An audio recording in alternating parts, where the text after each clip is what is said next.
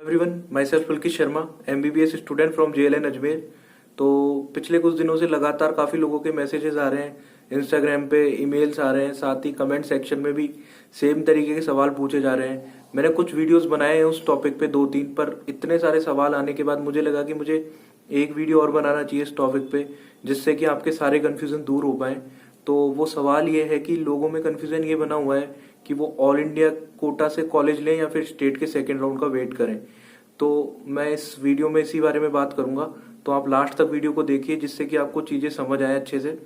तो मैं सबसे पहले आपको बता देता हूँ कि मैंने जो आपको पिछले वीडियोस में बताया वो मैंने आपको पिछले साल तक का सिनेरियो बताया, मतलब पिछले 3-4 साल तक जो होता था कि भाई ऑल इंडिया के सेकंड राउंड की जो कट ऑफ जाती थी उससे 1 या 2 नंबर कम स्टेट के सेकंड राउंड की कट ऑफ जाती थी, ऐसा होता था।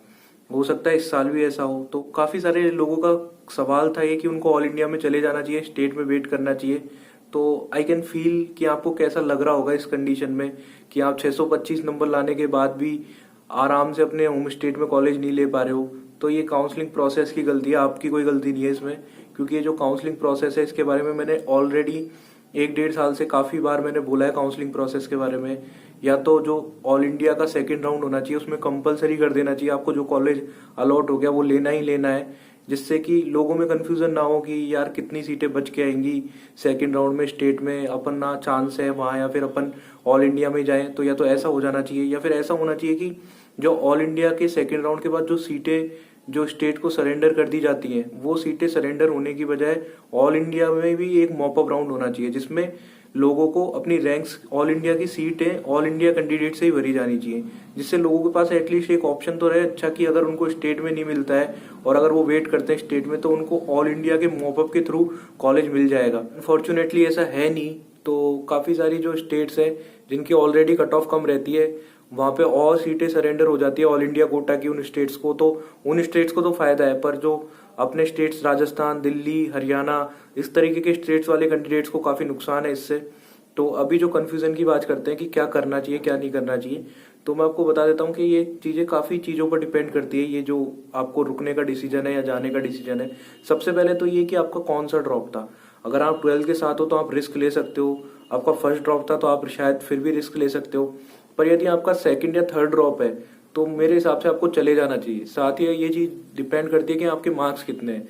जैसे जैसे आपके मार्क्स कम होंगे आपका रिस्क बढ़ता जाएगा। जैसे आपके मार्क्स 625 हैं, 626 हैं, तो बहुत ज्यादा चांसेस हैं, आपको 99.99% चांसेस हैं कि आपको स्टेट में इजीली मिल जाएगा। मिलने को आपको 610 पे भी मिल सकता है स्टेट में। मैं आपको बता रहा हूँ जैसे जैसे आपके मार्क्स कम होंगे थोड़ा थोड़ा रिस्क बढ़ता जाएगा। तो वो डिसीजन आप पे, आपको क्या करना चाहिए। मैंने आपको सारी सिचुएशन, सारा सिनेरियो समझा दिया अच्छे से, पर फाइनल डिसीजन आपको ही लेना है। मैं किसी की जगह जाके डिसीजन ये नहीं ले सकता कि मुझे ऑल इंडिया में ही जाना चाहिए, स्टेट में वेट करना चाहिए। कट ऑफ जाने को 610 नंबर भी जा सकती है। ऑल इंडिया के सेकंड राउंड के बाद में जब स्टेट का सेकंड राउंड होगा उसमें 610 नंबर वाला जो जिसको बच्चे को कहीं पे भी नहीं मिला उसको भी कॉलेज मिल सकता है। बाकी चीजें डिपेंड करती हैं कि यदि अब मेरे कहने से सारे बच्चे रुक जाएंगे तो ऑब्वियसली बात है कि 610 वाले को 615 वाले को भी ना मिले, क्योंकि ये तो वही आनी है 200, 250, 300 सीटें आनी है। अगर यदि सारे बच्चे रुक गए तो ऑब्वियसली बात है 615 नंबर पे भी कॉलेज नहीं मिलेगा राजस्थान में। तो कुछ बच्चे जाते हैं, मोस्टली बच्चे जाते हैं, इसी वजह से कम नंबर पे कॉलेज मिलता है। मेन इंपॉर्टेंट बात मैं आपको बता रहा हूँ कि ये काफी सालों से ऐसा हो रहा है। तो आप किसी भी कॉलेज में जाएंगे इंडिया के तो आपको हर जगह राजस्थान स्टेट के बच्चे मिल जाएंगे। तो आपको ऐसे अकेलापन फील नहीं होगा कि मैं कहाँ पे आ गया। तो आराम से आप जा सकते हैं, कोई दिक्कत नहीं है। और यदि मैंने आपको बताया कि आपका इतना मेंटली आप स्ट्रांग है थोड़ा कि यदि मेरा कुछ भी नहीं होता है तो मैं आगे प्रिपरेशन करके 5-6 महीने कॉलेज ले लूंगा, या फिर आपकी फाइनेंशियल कंडीशन भी स्ट्रांग है और आपका पहला ड्रॉप है या फिर आप 12 के साथ है तो आप रिस्क उठा सकते हैं। पर जिनका सेकंड थर्ड ड्रॉप है मेरे हिसाब से उनको रिस्क नहीं लेना चाहिए, उनको कॉलेज ले लेना चाहिए। बाकी डिपेंड करता है आपके मार्क्स भी कितने हैं। तो मैंने आपको सारी चीजें क्लियरली समझा दी हैं। आप जो आपको बेटर लगे डिसीजन आपको लेना है फाइनल। को वीडियो अच्छा लगे तो वीडियो को लाइक करें, चैनल को सब्सक्राइब करें, और जब भी ऑल इंडिया का मॉपअप राउंड होगा या फिर स्टेट का जो भी राउंड होता जाएगा, मॉपअप राउंड होगा या फिर सेकंड राउंड होगा, और अगर आप नीट 2021 के लिए प्रिपरेशन कर रहे हैं तो भी चैनल को सब्सक्राइब करें। जैसे जैसे चीजें होती जाएंगी मैं वीडियोस बनाता जाऊंगा। And again thanks for watching.